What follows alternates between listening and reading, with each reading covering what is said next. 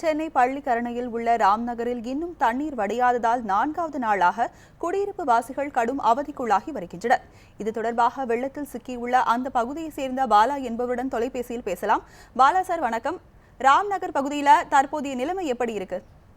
வணக்கம் மேடம். இது ராம்நகர் 16வது தெரு, ராம்நகர் சவுத். இங்க என்னன்னா கடந்த ஒரு 5 நாட்களா கரண்ட் மின்சாரமும் தடைபட்டிருக்கு. ரெண்டாவது கழுத்தளவுக்கு நீர் நிக்குது. இங்க இப்ப பால், அதே மாதிரி அத்தியாவசிய தேவைக்கான உணவு எதுவுமே கிடைக்கல இங்க. ரெண்டாவது இந்த தண்ணி இன்னும் ஃப்ளோ அப்படியே தான் இருக்கு. இந்த நாராயணபுரம் ஏரி உடைஞ்சதுனால அந்த தண்ணியும் அந்த பக்கத்துல உள்ள இதெல்லாமே சேர்ந்து இங்க இது ஒரு பள்ளமான பகுதின்றதுனால அந்த தண்ணீர் இங்க சேர்ந்துருச்சு. அது இப்ப இதுல 1500 குடும்பங்கள் இதுல பாதிக்கப்பட்டிருக்கு. இது ராம்நகர் 16வது தெருன்றது மட்டும் இல்லாம இதை சுற்றி 15வது தெரு, 13வது தெரு, 14வது தெரு அந்த மாதிரி இருக்கு. அதே மாதிரி குபேரன் நகரோட மற்ற தெருக்கள் இங்க சேர்ற தெருக்கள் இருக்கு. 8வது தெரு, 7வது தெருன்னு அந்த தெருக்கள்லயும் இதே மாதிரி நீர் இருக்கு. நீர் இன்னும் சற்று வடியாமல் இருக்கு. இதுல பெரிய பாதிப்பு என்னன்னு கேட்டீங்கன்னா, குளிக்கவும் முடியல.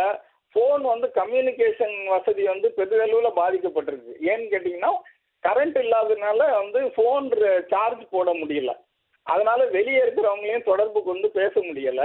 இங்க எந்த விதமான அடிப்படை வசதி எதுவுமே கிடைக்கவே இல்லை. ரெண்டாவது யாருமே இது வரைக்கும் இங்க பார்த்து என்ன ப்ராப்ளம் இருக்கு, இதுக்கு என்ன ரெமடின்னு சொல்லவும் இல்லை. அந்த பகுதியில தற்போது நடந்து வரும் மீட்பு பணிகள் குறித்து சொல்லுங்க. மீட்பு பணின்னு ஒண்ணுமே நடக்கல மேடம். அதாவது என்னன்னா, இந்த தண்ணிக்குள்ள யாருமே இறங்கி வர்றதுக்கு யோசனை பண்றதுனால மீட்பு பணின்னு யாருமே வரவே இல்லை இங்க. நாங்க இதே மாதிரி எலக்ட்ரிசிட்டிக்கும் ஃபோன் பண்ணி பலமுறை பேசியிருக்கோம். அதே மாதிரி இந்த துறை அதிகாரிகள் சம்பந்தப்பட்டவங்ககிட்டயும் பேசியிருக்கோம். எல்லாருக்கிட்டையும் பேசியிருக்கோம். ரெண்டாவது என்னன்னா, ஒரு 20 அடி தூரத்துல கடை இருந்து கூட எங்களால நடந்து போய் அந்த கடைகள்ல சாமான்கள் எதுவுமே வாங்க முடியல. காரணம் என்னன்னா, தண்ணி மாறுபளவுக்கு மேல போறதுனால இறங்கினோம்னா போக முடியல. ரெண்டாவது இதுல உண்மையிலேயே நேற்று ஒரு பிரெக்னன்ட் லேடி, அந்த பிரெக்னன்ட் லேடி மேரேஜ் முடிஞ்சு இப்பதான் அவங்க கன்சீவ் ஆயிருக்காங்க. இப்ப அவங்களால இந்த பகுதியை விட்டு அவங்களால போக முடியல. அது ஒரு பெரிய பாதிப்பாயிடுச்சு. அப்புறம் நேற்று ஒரு படகு ஒண்ணு வந்துச்சு. அந்த படகுல அவங்கள ஏற்றி பிறகு அவங்க மேட்டுக்கு போயிட்டு மேட்டுல இருந்து வேற வண்டி மூலமா அவங்க சொந்தக்காரங்க வீட்டுக்கு போயிருக்காங்க. சோழிங்கநல்லூர்ல அங்க தண்ணி இல்லாத காரணத்தினால. பாலா சார், நீங்க சொன்னீங்க மீட்பு பணிகள் சரிவர நடைபெறவில்லைன்னு சொல்லியிருக்கீங்க. இதை குறித்து, இந்த புகார் குறித்து அதிகாரிகள் கிட்ட ஏதாவது பதிவு செஞ்சிருக்கீங்களா? எல்லார்கிட்டையும் பதிவு செஞ்சாச்சு மேடம். எல்லா அதிகாரிகள் கிட்டையும் சொல்லியாச்சு.